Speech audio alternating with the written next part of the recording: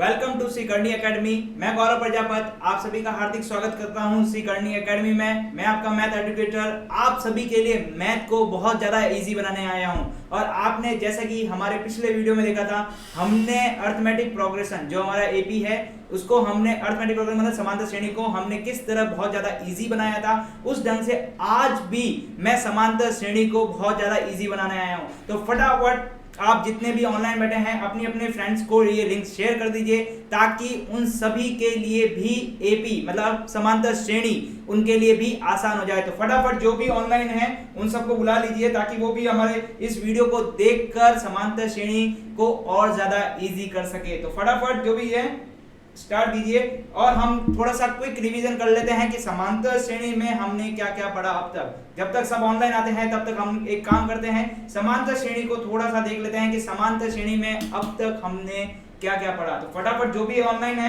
वो अपने अपने फ्रेंड्स को बोल दीजिए कि समांतर श्रेणी की क्लास स्टार्ट हो गई है, एपी की स्टार्ट हो गई क्लास। और इस एपी की क्लास में हम इसको बहुत ज्यादा आज इजी बनाने वाले हैं। आज थोड़े डिफिकल्ट क्वेश्चन करेंगे, उसके साथ साथ उनको बहुत ज्यादा इजी बनाएंगे। जी गुड इवनिंग नितेश जी, आपके जितने भी फ्रेंड्स हैं उनको ये लिंक शेयर कर दीजिए ताकि वो भी समांतर श्रेणी को बहुत ज्यादा इजी कर सके।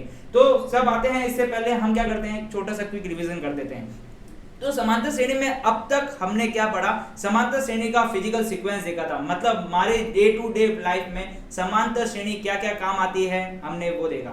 इसके साथ साथ हमने समांतर श्रेणी का प्रथम पद देखा, उसके बाद हमने सार्वअंतर देखा। सार्वअंतर के साथ साथ हमने समांतर श्रेणी का व्यापक रूप भी देखा और सार्वअंतर के बारे में देखा कि सार्वअंतर किस किस टाइप के हो सकते हैं। क्या हो सकता है, सार्वअंतर धनात्मक हो सकता है, ऋणात्मक हो सकता है और जीरो हो सकता है। जी चित्रांगना जी good evening everyone.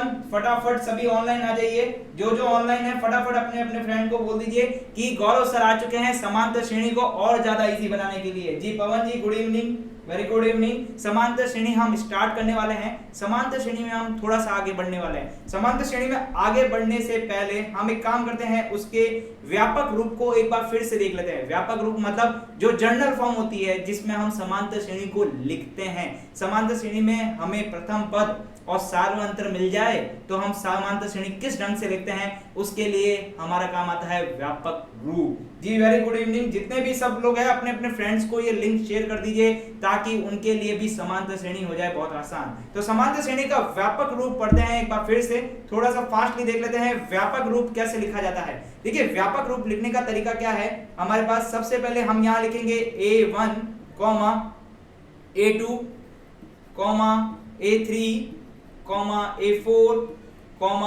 A5 and so on. हम कुछ इस ढंग से लिखते हैं। इसके साथ साथ हम क्या करते हैं, इसके व्यापक रूप को लिखने का तरीका है, एक मिनट सॉरी मिस्टेक, हाँ इसके व्यापक रूप को लिखने का तरीका है हमारे पास क्या होना चाहिए, सर्वप्रथम प्रथम पद होना चाहिए। तो प्रथम पद हम किसे बोलते हैं, A1 को हम बोलते हैं प्रथम पद। और प्रथम पद का मतलब क्या होता है, जहां से हमारी समांतर श्रेणी शुरू हुई है उसी को ही हम क्या बोलते हैं, प्रथम पद। मतलब श्रेणी कहीं से भी शुरू हो, चाहे वो नेगेटिव से हो, चाहे वो पॉजिटिव से हो, चाहे शून्य से हो, मतलब चाहे धनात्मक से हो, ऋणात्मक से हो या शून्य से हो, तो हम उसे बोलते हैं समांतर श्रेणी का प्रथम पद। जी very good evening everyone. Okay अब चलते हैं हम इसके द्वितीय पद की तरफ। किस तरह चल रहे हैं, द्वितीय पद की तरफ। द्वितीय पद क्या बोलता है, द्वितीय पद बोलता है a प्लस डी करेंगे तो हम इसका क्या बोलेंगे, द्वितीय पद। अब चलते हैं तृतीय पद की तरफ। तृतीय पद कैसे लिखते हैं, a प्लस 2d, कैसे लिखते हैं, a प्लस 2d से। अब इसका चतुर्पद, चतुर्पद कैसे लिखते हैं, a प्लस 3d। इसका मतलब क्या हो रहा है, जैसे जैसे हम समांतर श्रेणी में आगे बढ़ते जा रहे हैं वैसे वैसे d के अंदर क्या हो रहा है, एक माइनस हो रहा है, मतलब एक घट रहा है। तो हम इसके nth पद को लिखना चाहेंगे, मतलब इसका nवां पद लिखेंगे तो क्या लिखेंगे, a plus n-1 into D. हमने व्यापक पद में अब तक ये पढ़ रखा है। इसके साथ साथ हमने व्यापक पद के लिए एक जर्नल एग्जाम्पल देखा था। जनरल एग्जाम्पल कौन सा था, हमारी नंबर लाइन। जी Hemlata ji good evening everyone, good evening. फटाफट सब आ जाइए लाइव क्योंकि हमारी एपी स्टार्ट हो चुकी है और एपी में हम आगे बढ़ने वाले हैं। एपी में हम व्यापक पद के ऊपर क्वेश्चन करने वाले हैं जितने भी है। जी खुशबू जी गुड इवनिंग, फटाफट हमारे ऑनलाइन आ जाइए ताकि वो भी व्यापक पद को बहुत इजी कर सके।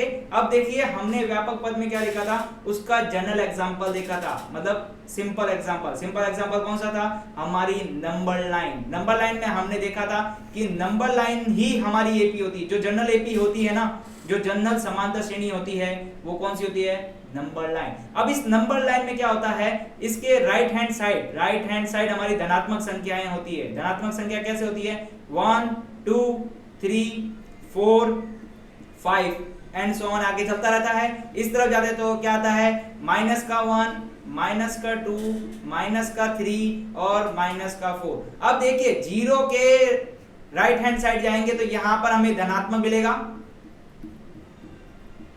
और जीरो के लेफ्ट हैंड साइड जाएंगे तो यहां पर हमें ऋणात्मक संख्याएं मिलेगी। कौन सी मिलेगी, ऋणात्मक संख्याएं। अब देखिए जीरो के इस तरफ जाने पर, मतलब हमारे राइट हैंड साइड तरफ जाने पर हमें धनात्मक संख्या मिलती है। जब हमें धनात्मक संख्या मिलती है मतलब हमारी जो श्रेणी है वो बढ़ते हुए क्रम में होती है, तब हमें समांतर श्रेणी का जो डी होता है, समांतर श्रेणी का डी क्या होता है, सार्वअंतर की बात कर रहे हैं, सार्वअंतर की बात कर रहे हैं यहाँ पर।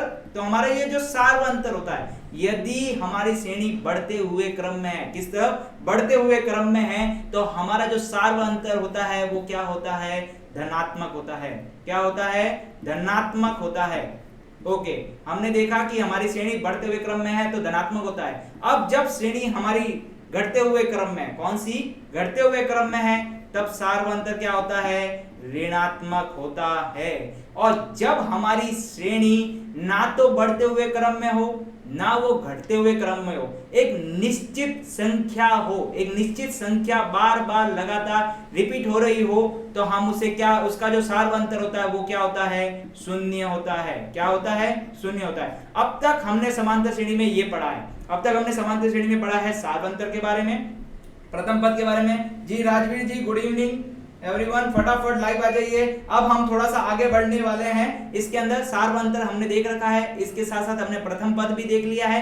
अब हम सार्वअंतर और प्रथम पद से लेते हुए कुछ क्वेश्चन करने वाले हैं, क्योंकि एग्जाम में हमारे लिए क्वेश्चन आने वाले हैं, थ्योरी नहीं आने वाली। थ्योरी बस अभी तक जितनी पढ़ी है उतनी ही काम आएगी।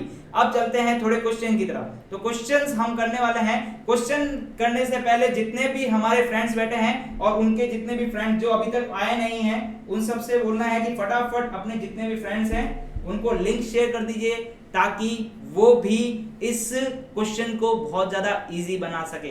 तो अभी स्टार्ट करने वाले हैं क्वेश्चन हमारा। देखते हैं क्वेश्चन क्या है। जी वेरी गुड इवनिंग एवरीवन, अब तक जितने भी आ चुके हैं वेरी गुड इवनिंग। ओके, अब हम क्वेश्चन की तरफ चलते हैं। क्वेश्चन क्या बोलता है, यहाँ पर कोई समांतर श्रेणी दे रखी है। अब यहाँ पर पहले से बोल दिया है कि समांतर श्रेणी है, तो इसका प्रथम पद, अब प्रथम पद क्या होता है, ए होता है, और इसका सार्वअंतर क्या होता है हमारे पास, डी होता है। अब देखिए प्रथम पद को मैं यहाँ ए से लिखूंगा और सार्वअंतर को डी से लिखूंगा।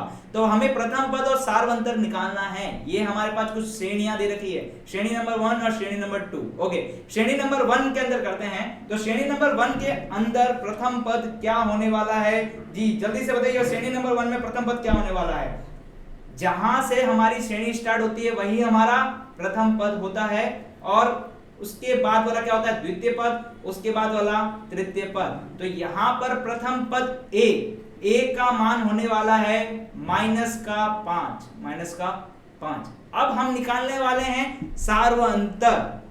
सार्वअंतर क्या होता है, सार्वअंतर होता है हमारा डी, जो कि क्या होता है a2 माइनस a1 करना है, इसके साथ साथ हमें करना है a3 माइनस a2। जब ये दोनों संख्याएं हमारी समान आ जाए तब हम उसे क्या बोलेंगे, अरिथमेटिक प्रोग्रेशन, मतलब समांतर श्रेणी बोलेंगे। जब भी हमारी ये जो डी है, जब दो डी हमारे समान आ जाए तब हम उसे क्या बोलेंगे, वह समांतर श्रेणी है। कोई भी श्रेणी दे दी जाए हमें, और यदि डी समान नहीं आए तो वो समांतर श्रेणी नहीं होगी। आप सभी को क्लियर है समांतर श्रेणी कब होती है और समांतर श्रेणी कब नहीं होती है? जी जिन जिन को क्लियर हो चुका है फटाफट हमें क्लियर लिख दीजिए। जिन जिन को क्लियर हो चुका है कि समांतर श्रेणी कब बोली जाती है और समांतर श्रेणी नहीं बोली जाती है। जी, जब भी हमारा डी मतलब सार्वंतर समान आए तब हम उसे क्या बोलेंगे, समांतर श्रेणी। और जब भी हमारा सार्वंतर समान नहीं आता है तो उसे समांतर श्रेणी नहीं कही जाएगी। तो अब यहाँ पर जी वेरी गुड, क्लियर हो रहा है जी खुशबू जी, वेरी गुड, आपको क्लियर है। ओके, अब चलते हैं डी की तरफ, मतलब सार्वंतर निकालते हैं। ठीक है, सार्वंतर निकालने के लिए हम क्या करेंगे, A2 रखेंगे। तो A2 की वैल्यू यहाँ पर कितनी है, A2 का मान रखा है -5। ओके, उसके बाद माइनस और ब्रैकेट करके -1। ये हमारा मोस्ट इंपॉर्टेंट पॉइंट जो मैंने बार बार बताता हूं कि जब कभी भी किसी भी संख्या के आगे माइनस आ जाए, मतलब ऋणात्मक का चिन्ह आ जाए, तब उसे हम क्या करते हैं, कोष्टक में बंद कर लेते हैं। क्योंकि कोष्टक में बंद नहीं करेंगे तो वो हमारी क्या हो जाएगी, मिस्टेक हो जाएगी। मैं एक बार फिर से रिपीट कर देता हूं, जो हमारे पिछले वाली कक्षा में नहीं थे, किस तरह की गलती होती है। देखिए, -5 और ये माइनस, फिर हम क्या सोचते हैं कि ये माइनस ऑलरेडी लगा है तो वो माइनस लगाने की जरूरत नहीं है, तो हम क्या करते हैं, ये -1 ऐसे लिख लेते हैं। उसके बाद इन दोनों को यदि सॉल्व करते हैं, मतलब हल करते हैं, तो इसका आंसर आता है -6। क्या आता है, -6, जो कि क्या है, गलत है। क्यों, क्योंकि ये जो माइनस है और ये जो ब्रैकेट वाला माइनस है, जब ये ब्रैकेट ओपन होता है तब हमारा माइनस और माइनस क्या हो जाता है, प्लस हो जाता है। तो ये कुछ इस ढंग से सॉल्व होता है, -5 और +1, और ये आंसर आता है -4। अब -6 और -4 में बहुत अंतर है, आपको पता चल चुका होगा जी, क्लियर हो गया ना, ये जो माइनस की जो प्रॉब्लम है।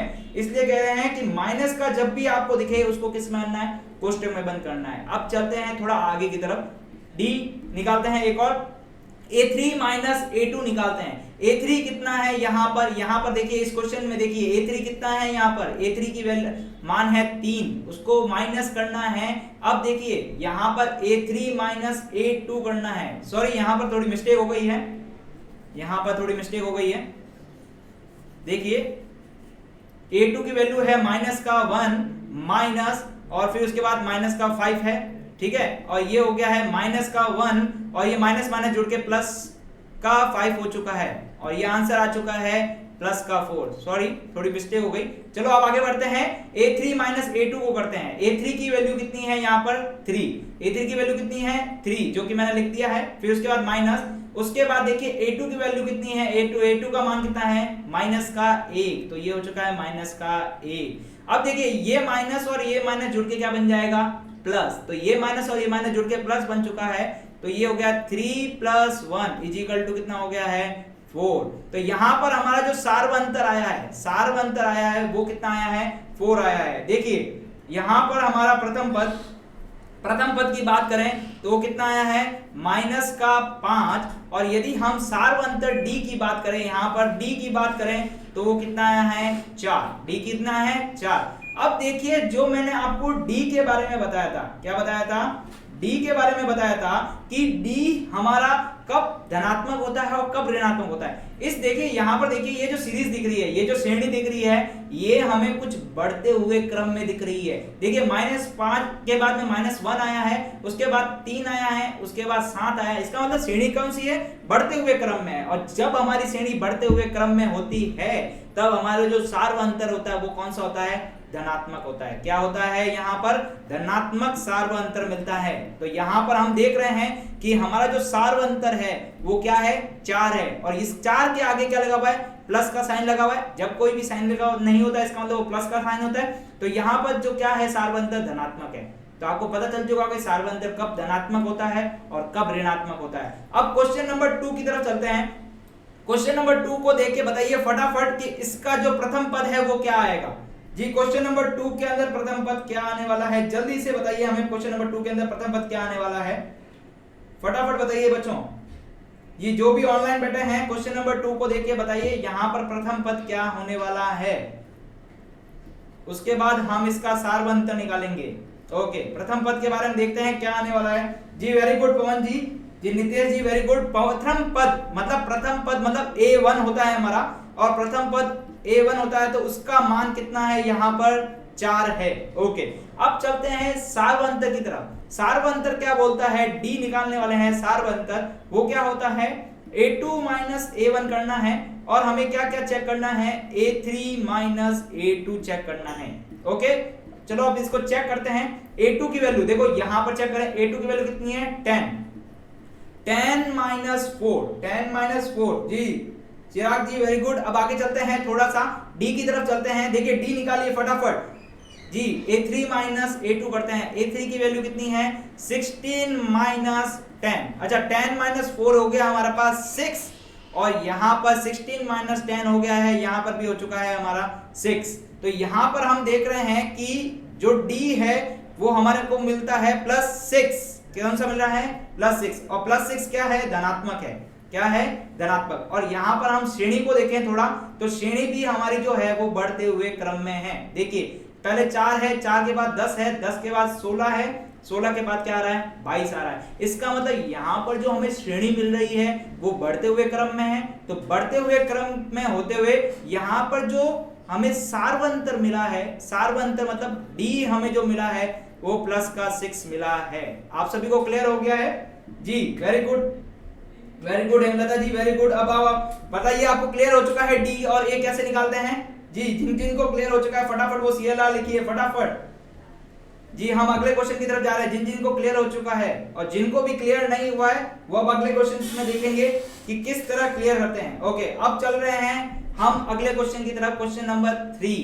क्वेश्चन नंबर 3 क्या है, कुछ थोड़ा सा डिफरेंस है। अब इसमें क्या डिफरेंस है, यहां पर जितने भी नंबर दे रखे हैं वो कौन से फॉर्म में है, फ्रैक्शन फॉर्म में है, मतलब हमें भिन्नात्मक संख्या दे रखी है। अब भिन्नात्मक संख्याओं के अंदर हम सार्वंतर निकालेंगे और प्रथम पद निकालेंगे। तो यहां पर प्रथम पद पहले निकालते हैं। तो प्रथम पद यहां पर क्या होने वाला है, जल्दी से बताइए यहां पर प्रथम पद क्या होने वाला है, यहां पर प्रथम पद क्या होने वाला है। इस क्वेश्चन का प्रथम पद क्या है, इस क्वेश्चन का प्रथम पद जी, इस क्वेश्चन का जो प्रथम पद है वो है हमारा 1/4, क्योंकि यहाँ पे जो श्रेणी है वो 1/4 से शुरू हो रही है। कहां से शुरू हो रही है 1/4 जी, वेरी गुड पवन जी। ओके अब चल रहे हैं हम यहाँ पर प्रथम पद की तरफ। तो प्रथम पद मतलब हमारा a, प्रथम पद, प्रथम पद जो प्रथम पद a है उसका मान मिल चुका है हमें 1/4। अब चलते हैं सार्वंतर की तरफ। सार्वंतर यहाँ पर क्यों इंपॉर्टेंट है, क्योंकि ये संख्या भिन्नात्मक है। तो हमें भिन्नात्मक संख्याओं के अंदर हमें जो कैलकुलेशन है, हमारी जोड़ बाकी है वो करना आज सीखेंगे बहुत इजी तरीके से। देखिए अब हम क्या कर रहे हैं, इसका सार्वंतर निकाल रहे हैं। क्या निकाल रहे हैं, सार्वंतर निकाल रहे हैं, सार्वंतर। ओके सार्वंतर d, जो कि d का मान क्या होता है हमारा a2 माइनस a1 होता है। और यहां पर a2 का जो मान है वो है 1/2 माइनस 1/4। अब क्या करेंगे, देखिए ऐसी संख्या है जब भी हमारे को भिन्नात्मक संख्याओं के अंदर जोड़ या बाकी मिल जाए तो सबसे पहले क्या करना है, उसके अंदर उसके जो हर है उनका क्या लेना है, लसप। तो हम हर का लसप लेते हैं, हर का लसप लेते हैं। 2 और 4 का लसप क्या होगा, 2 कम 2 और 2 दूनी 4 और ये हो गया है 2 दूनी 4। तो लसप क्या आ चुका है हमारे पास 4 आ चुका है। तो यहाँ पर लसप मिल चुका है हमें 4। अब हम थोड़ा आगे चलते हैं, कैसे इसको सॉल्व करते हैं देखिए। ओके अब देखिए जब हम 2 के अंदर 4 का भाग देंगे तब हमें मिलेगा 2। तो हमें क्या करना है, यहां पर मल्टीप्लाई 2 लिख लेना है ऊपर छोटा सा। ओके अब क्या करना है, 4 के अंदर 4 का भाग देते हैं तो हमें मिलता है 1, क्योंकि 4 के अंदर 4 का भाग एक बार जाता है तो हमें मिल जाता है 1। अब देखिए यहां पर हमने क्या लगाया है, गुणे का निशान लगाया है। तो हमें इनको दोनों को क्या करना है, गुणा करना है। अब 1 को 2 से गुणा करेंगे तो 2 मिलेगा, माइनस 1 को 1 से गुणा करेंगे तो 1 मिलेगा। अब 2 में से 1 को घटाना है, ये बहुत हो गया है इजी। अब 2 में से 1 को घटाना है तो 2 में से 1 को घटाते तो 1 और 1/4 आ जाता है। तो ये आप सभी को क्लियर हो गया है जी। d 1/6 गलत है पवन जी, देखिए d को हमने 1/4 निकाला है, d 1/6 गलत है जी। राजवीर जी वेरी गुड, पवन जी वेरी गुड, पवन जी d 1/4 सही है, d 1/6 गलत है। ओके अब चलते हैं अगले d की तरफ। अगला d क्या बोला है, हमें करना है a3 माइनस a2 करना है। क्या करना है, a3 माइनस a2। तो यहां पर देखते हैं a3 का मान कितना है 3/4 माइनस, और हमारे पास क्या है 1/2। ओके अब हमारे को देखिए 4 और 2 का लसब हमें पहले से पता है वो कितना होता है 4 होता है। अब इस 4 का इस 4 के अंदर, इस 4 का इस 4 के अंदर क्या कर रहे हैं, भाग दे रहे हैं। तो इस 4 का इस 4 के अंदर भाग देते हैं तो एक बार जाता है। इस 2 का इस 4 में भाग देते हैं तो 2 बार जाता है। और यहां पर देखिए 3 को 1 से गुणा करेंगे तो क्या आएगा 3 आएगा, माइनस 1 को 2 से गुणा करेंगे तो आंसर 2 आएगा। अब 3 में से 2 को घटाते हैं तो 1 आता है और नीचे क्या आता है 4 आता है। इसका मतलब क्या हुआ, यहां पर जो प्रथम पद है, प्रथम पद a का मान कितना है 1/4 और d मतलब हमारा जो सार्वंतर है इसका भी मान क्या आया है 1/4। क्या आप सभी को ये क्लियर हो चुका है? जी हेमलता जी वेरी गुड, आप सभी को ये क्लियर हो चुका है कि d का मान और a का मान हमने कैसे निकाला है। जी जब कभी भी हमें भिन्नात्मक में संख्याएं मिल जाए तो उनको देख के घबराना नहीं है, उनको देख के घबराना नहीं है, उनको बहुत ही आसान तरीके से सॉल्व करना है। जैसा कि हमने बताया क्या करना है, सबसे पहले हमें एलसीएम लेना है, मतलब लसअप लेना है। लसअप लेने के बाद एक एक संख्याओं का उसके अंदर भाग देके ऊपर इस ढंग से कुछ गुणा लिखना है। आपको समझ में आ चुका है किस तरह इसको हल किया जाता है। अब चलते हैं हम अगले क्वेश्चन की तरफ। हमारा अगला क्वेश्चन थोड़ा सा अलग है। हमारा अगला क्वेश्चन व्यापक पद से रिलेटेड है। व्यापक पद हमने लिखा था, अब उसी ढंग से वेरी गुड, क्लियर है। तो अब आगे चलते हैं, हम समांतर श्रेणी का व्यापक पद देखते हैं। देखिए क्वेश्चन क्या बोल रहा है, किसी भी समांतर श्रेणी, मतलब यहाँ पर बोल रहे हैं समांतर श्रेणी का प्रथम पद हमें दे रखा है और सार्वअंतर दे रखा है। तो हमें क्या निकालनी है, श्रेणी निकालनी है। श्रेणी कैसे निकालते हैं, श्रेणी हमेशा व्यापक पद से निकाली जाती है। किससे निकाली जाती है, यहाँ पर व्यापक पद से। और व्यापक पद हमने लिखना सीखा है। व्यापक पद लिख लेते हैं पहले एक बार। व्यापक पद कैसे लिखते हैं, a1, उसके बाद क्या लिखते हैं a2, उसके बाद a3 और उसके बाद a4 और आगे चलते रहते हैं। ओके, अब a1 का मान हमारे पास क्या होता है a, a2 का मान क्या होता है a प्लस d, a3 का मान क्या होता है a प्लस 2d, a4 का मान क्या होता है a प्लस 3d। और हम आगे चलते रहते हैं। अब देखिए यहाँ पर जो हमें इस क्वेश्चन में बोला गया है a है 4 और d है -3। d क्या है -3। अब देखिए a की जगह जहां जहां a लिखा है वहां वहां हम 4 लिख लेते हैं। तो यहाँ पर a लिखा है तो यहाँ पर मैंने 4 लिखा है, यहाँ पर भी 4 लिख दिया है, यहाँ पर भी 4, यहाँ पर भी 4 और आगे लिखा हुआ। ओके, अब चलते हैं d की तरफ। तो d जहां जहां लिखा हुआ है वहां वहां हम लिख लेते हैं। तो ये प्लस का और यहाँ पर -3। अब देखिए जैसे ही हमने यहाँ -3 लिखा है तो हमने इसको क्या किया है, कोष्टक में बंद किया है। अब चलते हैं आगे की तरफ। तो यहाँ 2 अपनी जगह पर है और -3 अपनी जगह पर है, प्लस अब आगे चलते हैं 3 और यहाँ पर भी -3। यहाँ तक आप सभी को क्लियर होगा आई थिंक, यस। अब चलते हैं आगे थोड़ा। अब देखिए प्रथम पद के अंदर हमें कोई छेड़छाड़ नहीं करनी क्योंकि वो a ही है, तो यहाँ पर 4 लिख दिया है। अब देखिए यहाँ पर प्लस और माइनस दोनों एक दूसरे से गुणा के क्या बनाएगा, माइनस साइन बनाएगा और यहाँ पर बन जाएगा 4 - 3। क्या बन जाएगा, 4 - 3। ओके, अब इसके अंदर आगे चलते हैं। तो यहाँ पर आएगा 4 और ये देखिए ये प्लस और ये माइनस बन के क्या बन जाएगा, माइनस, और यहाँ पर 2 को 3 से गुणा करेंगे तो कितना आएगा, -6। अब आगे चलते हैं। देखिए यहाँ पर तो 4 अपनी जगह पर है, इस 3 को इस 3 से गुणा करते हैं तो 9 आएगा और प्लस माइनस और ये हो गया 9। यहाँ तक आप सभी को क्लियर होगा। अब चलते हैं इसके फाइनल की तरफ, ठीक है। अब इसकी श्रेणी बनाते हैं। श्रेणी कैसे लिखी जाएगी, देखिए इसका प्रथम पद 4 हो चुका है, द्वितीय पद क्या है, 4 में से 3 को घटाना है तो क्या बन जाएगा 1। उसके बाद देखिए 4 में से 6 को घटाते हैं तो क्या बन जाएगा -2 और उसके बाद 4 में से 9 को घटाते हैं तो बन जाएगा -5। यहां तक आप सभी को क्लियर होगा कि हमने किस ढंग से, हमारे पास जब a और d दिया हो, मतलब प्रथम पद और सार्वअंतर दिया है। जी वेरी गुड, आपने सही लिखा है। जी पवन जी वेरी गुड, आपने सही लिखा है। देखिए जब हमारे पास व्यापक पद होता है तब हमारे पास a और d कुछ भी दे दे हम उसको समांतर श्रेणी लिख सकते हैं, क्योंकि व्यापक पद का काम यही होता है कि कोई भी हमें प्रथम पद दे और सार्वअंतर दे, किसी भी श्रेणी का हमें प्रथम पद दे और सार्वअंतर दे तो हम व्यापक पद की मदद से उसकी श्रेणी लिख सकते हैं। तो आपको ये श्रेणी समझ में आ चुकी है तो फटाफट हमें क्लियर CLR लिखिए। जी जिन को ये श्रेणी बनानी आ चुकी है वो CLR लिख दीजिए फटाफट। और क्लियर है आप सभी को ये श्रेणी कैसे बनी है, जी फटाफट लिखिए। वेरी गुड नितेश जी, वेरी गुड पवन जी, वेरी गुड।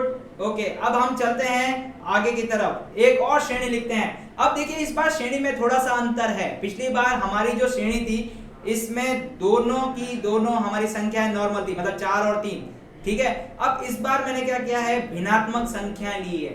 यहाँ पर भिन्नात्मक संख्या लिया है। देखो मैं भिन्नात्मक संख्याओं के ऊपर इसलिए जोर दे रहा हूं क्योंकि बच्चों को भिन्नात्मक संख्या से ही थोड़ा सा डर रहता है कि उनकी जो कैलकुलेशन है, उनको जो हल करने का तरीका है, उन्हीं में थोड़ा डर रहता है। तो मैं भिन्नात्मक संख्याओं पर थोड़ा ज्यादा फोकस करता हूं। ओके, अब हम इसके पे क्या लिखना है, इसकी श्रेणी लिखनी है। तो श्रेणी लिखने के लिए हमें क्या जरूरी है, इसका व्यापक पद लिखना जरूरी है। क्या लिखना जरूरी है, व्यापक पद। और व्यापक पद लिखने का तरीका क्या है, व्यापक पद लिखने का तरीका है a1 a2 a3 a4 और आगे चलता रहेगा। ओके, a1 की वैल्यू कितनी आएगी, 8।